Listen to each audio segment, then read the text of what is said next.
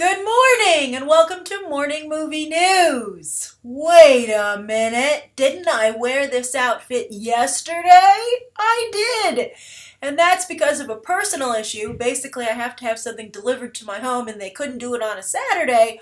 I had to film this Morning Movie News the night before. But luckily, a ton of stuff happened on Wednesday, and I had 3 stories already by the end of the day. However, if there's a late-breaking story on Wednesday, I'll have to cover it on Friday or later in the day on Thursday, depending how hot it is. But, as I said, I have 3 awesome stories for you already. And the first is yet another leak from the set of Suicide Squad from another night of shooting with Batman. This time, literally with Batman. And this isn't a leak. As you can see from all the coverage of them filming this scene, they have people just lining the streets with cameras documenting this, which is actually pretty funny, and I think just shows that Warner Brothers has embraced the fact that they can't hide what they're shooting. They might as well get the free publicity, and I think, as I've said in my numerous videos covering these leaks, that this publicity is actually working in the movie's favor. However, this is, I think, one of the coolest moments, and I keep saying that with each new release, so that's good for the movie, right? If it just gets exponentially cooler with each look at it.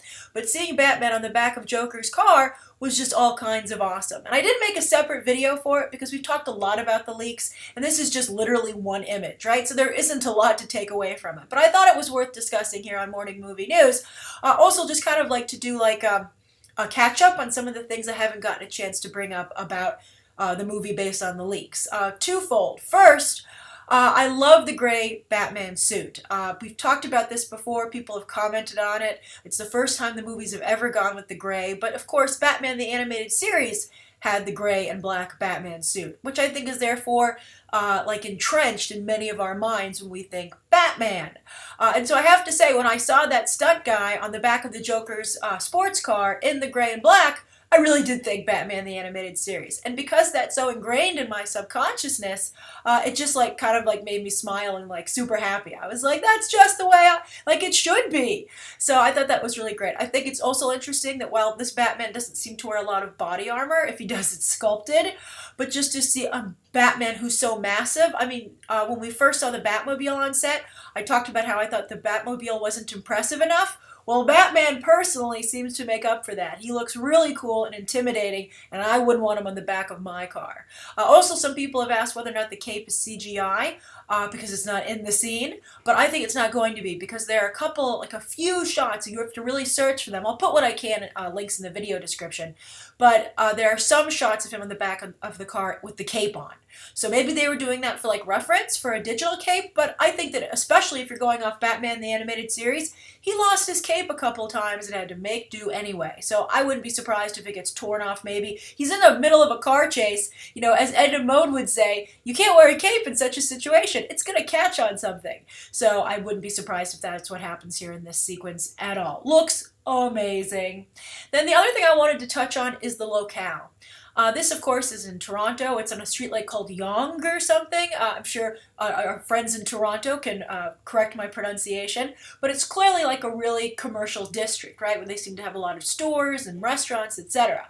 And we've never really seen Batman shot in such a location, which I think is really interesting. Also, I was wondering, when they were shooting this sequence, would they take out digitally everybody standing on the side filming, right? But maybe they wouldn't, because, you know, if the Joker and Batman were engaged in a high-speed car chase in the middle of a populated city, I think everybody would stop and watch and film it, especially today, right? So I think that if I were David Ayer in the studio, I would have an actual serious debate about what to do with all the people taking footage. But I think that by having it in a very modern commercial area, that's the first time. Usually when Batman is shot on location, the Batman movies, when it's not a soundstage, they find like these remote areas, and they're all very gray and concrete and very gothic. But this is like Batman like in a regular city, and I just think that's great. I also think the choice of all the neon really plays up the Joker, right? Like he's very much in his element. His car matches the signage around him, and I just think it's a really smart choice that I wasn't expecting. But I'm so delighted to see. All right, so that's the first story of the day. Now, the second story of the day has to do with Tilda Swinton, who trended on Twitter, probably for the first time in her life, for hours yesterday. I'm filming this Wednesday night, but when you're watching this, it's yesterday. But she trended on Twitter. She started out down on the bottom and then moved her way up to like the number 2 position. That's so impressive. So why was she being tweeted about?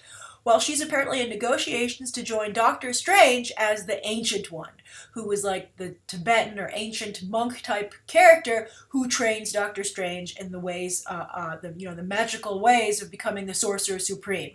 I believe originally the Ancient One is looking for a new Sorcerer Supreme and ends up with Doctor Strange, etc., etc. You know, the whole typical origin story setup. But what's interesting here, besides an obvious affinity for Tilda Swinton among comic book fans, which we'll get to momentarily, but the character in the comics is a guy. So we've talked a lot about, depicting characters in terms of their ethnicity, about changing that up, etc. But we've never talked about doing a gender swap, really. So that's a really interesting door to open. I'm impressed that Marvel has opened it, of all people. Marvel's been a little slow in the diversity front, but I think it's an interesting choice. Although I think it's funny that a number of people, when they were tweeting about Tilda Swinton, said they wish she was Doctor Strange. And I still feel that Benedict Cumberbatch is going to be a bit of a hurdle for this movie, because while he has a very strong cult fan base, I feel, by and large, the mainstream audience isn't too keen on him. They're like, why do you fanboys keep talking about him so much? And we're like, watch Sherlock. Although I think in the mainstream audience's defense, Benedict Cumberbatch hasn't quite impressed in any other role except for Smaug, but that was motion capture. And, as we've discussed, or I've discussed with a few of you in the comment sections on a few videos recently, Warner Brothers did nothing to promote Benedict Cumberbatch's involvement in the Hobbit film. So I think it's really not well known. So anyway, they made this character a woman, and people are very excited about it. It's not official, but she's been cast. And I think it's interesting. I think Tilda Swinton should embrace mainstream film more, because she makes quite an impression. I think she was the best thing about the Narnia movies, and I think the worst mistake the Narnia movies ever did was sideline her. Maybe she didn't want to continue with them, but you really felt her loss in the films going forward after that first one. I think she's a really compelling actress. I think she's a wonderful character actress, which is rare these days. You don't have a lot. You have increasing number of female comedians, but not a lot of female character actresses. Just go and see her work in Snowpiercer, where she's barely recognizable, which, by the way, starred Chris Evans, aka Captain America. And she's also in Only Lovers Left Alive with Tom Hiddleston. So I guess working with all these Marvel peeps, they were like, it's a cushy gig. You expand your fan base really impressively. They come see your other work that you're in. It's a good time. It's a good investment and worth your time, Tilda. So she's like, okay, sign me up. But I think, personally, that this is, while it's a credible move, and I'm impressed with all the publicity that Marvel got out of it, which is a very good sign. But I feel like we've seen this move from them before, right? Like Michael Douglas is Hank Pym. Glenn Close is going to run the Nova Corps. Robert Redford is, the head of S.H.I.E.L.D. Like, they do this all the time, where they cast like a really distinguished actor in a supporting role that never really makes much of an impression. Isn't that much part of the action? We'll see how much Michael Douglas gets to do in Ant-Man, but I think you understand the basic idea of what I'm saying here, right? Also Martin Freeman, how much will he have to do? Like, they have these fan-favorite roles, these fan-favorite characters that are cast in supporting side roles.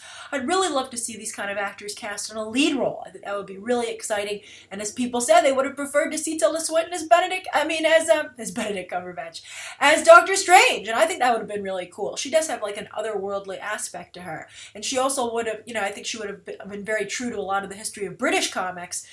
They have a lot of really great female characters that are like right on the edge of normal, and I think that's the territory that Tilda Swinton so successfully occupies. So that would have been a nice nod as well. Doctor Strange, of course, isn't a British comic, but I think bringing that flavor in couldn't have hurt anyone. So I'm curious to what you think. Do you think this is a good idea? Although I have to say, on Marvel's defense about hiring prestige actors in lead roles, they were left at the altar by Joaquin Phoenix for the Doctor Strange role. So they're like, just supporting. We're not playing this game anymore. But I'm curious to what you guys think. Do you think Tilda Swinton is a good choice for the Ancient One? What do you think of doing a gender bender situation with the character? Do you like that? Do you think it doesn't matter with this character? And does it not matter with this character that Tilda Swinton's playing her? Him, now her. What do you think of how Marvel uses prestige actors, how they utilize them? All right, so that's the second story of the day. Now, the third story of the day, I've been holding on to this for a couple of days now. This resurfaced. It was introduced apparently a couple of months ago, but it's a 2D animated short made by the Disney company for Tomorrowland, but Brad Bird decided not to put it in the film. He felt it, apparently the quote is that he felt that it ground the film to a halt. And it's like, your film's pretty halting to begin with. But I think that it's definitely worth watching. Not only because I think it does a good job, a better job of setting up the plus ultra, society that's in the movie in Tomorrowland than the movie does. But also, as I said, it's 2D animation, and it's a delight to see. And the fact that Disney, I couldn't quite figure out, I tried to look into it, if this was animated by Pixar, Disney Animation, the production team on Tomorrowland. But clearly this came from somewhere in the bowels of the Disney studio. And they clearly can still do 2D. And not just do 2D, but do it in a really inventive, warm way that they always have. And why 2D animation works so well for them for so long. So considering their work they did with the Paperman technology and now having this short, I just really wish that Disney would push more aggressively to do a 2D animated film. And I think if they picked a princess movie to do it in, and they really went all out, and they had a lot of stars, and they had a great musical score, they could make up for whatever loss they would fear would come from the 2D animation. I think that the audience is out there, and I would hate to think that the new generation that's coming in of moviegoers is just so jaded that they couldn't stomach a 2D animated film at all. But the short is really good. So I'm curious. I hope everybody will go check it out and come back and say what you think of the short. And the link is in the video description.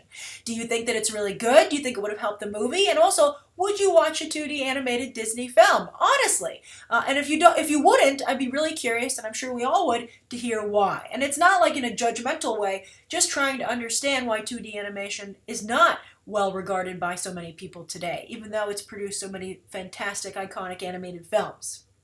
All right, so those are the 3 stories of the day, and now on to the viewer question. And I hope this isn't an insult, because I have to repeat your YouTube handle, but your mom is clock-like has a question. So, have you talked about Cary Fukunaga stepping down as the director for the It remake yet?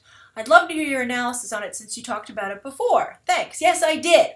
I talked about the casting of Pennywise, Will Poulter from We're the Millers, and also the Maze Runner. Great bit of casting, very smart casting on New Line's part to go with someone younger because they felt that would bring in a bigger demographic. And I agree. I think that Will Poulter already has a fan base, I think, and also by having a younger actor play Pennywise, you could see a resurgence in affinity for the character and certainly having him pop up at Halloween time. But as this YouTuber pointed out, BTT viewer pointed out, Cary Fukunaga left. And that's because New Line was like, let's not stop here.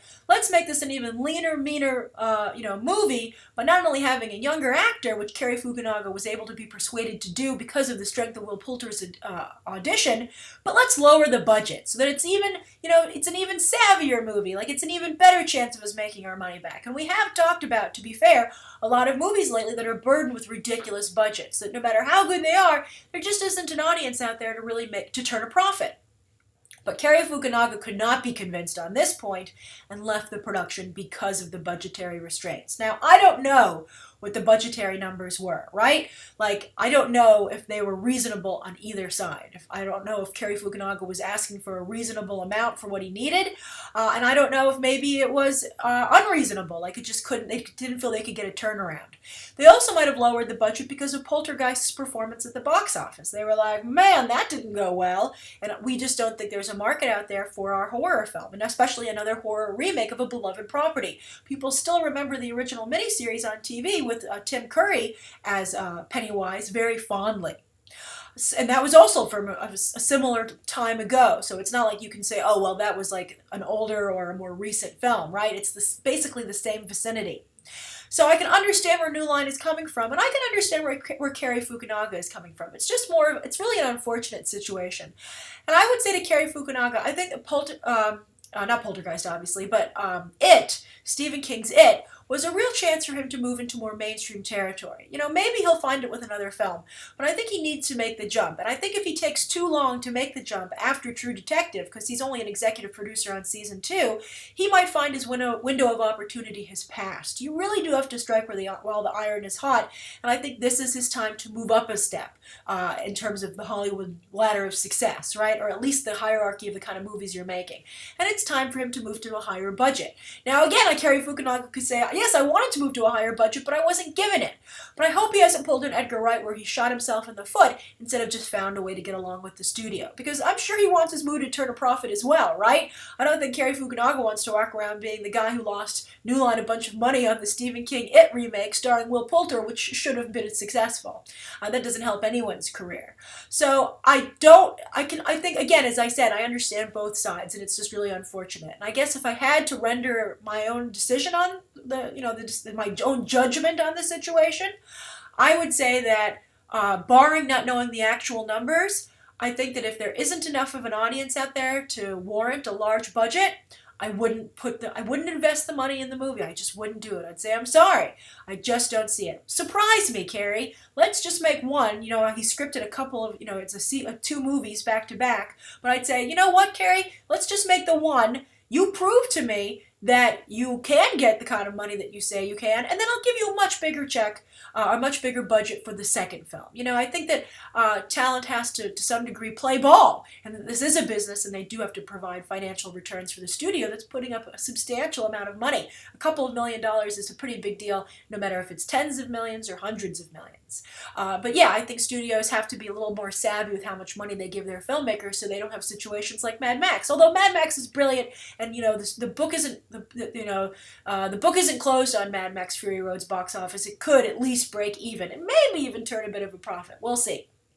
But I think that the studio was right in this case, and I think Cary Fukunaga should have found a way to make it work, because I think this could very well have been his opportunity to move up, and he might just end up languishing kind of like in this director's limbo for his entire career if he's not careful. All right, so that's today's morning movie news. Thank you so much for tuning in. Please write down below what you think of today's top 3 stories and the viewer question, anything you'd like to see covered tomorrow, and any questions that you might have. Thanks for watching. Bye.